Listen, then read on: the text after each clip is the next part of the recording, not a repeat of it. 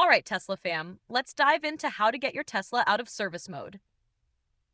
1. Understand service mode. Service mode is designed for technicians to diagnose and perform maintenance on your Tesla. If your car is stuck in service mode, it might have been activated during a recent repair or by accident. 2. Access your Tesla screen. Start by getting into your Tesla and accessing the center touchscreen. 3. Navigate to Settings. Tap on the Controls menu, then look for the Service option.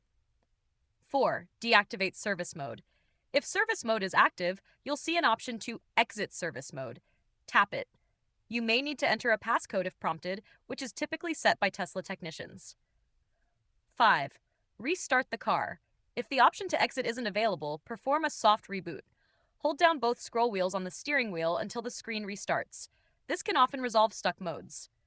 6. Contact Tesla support.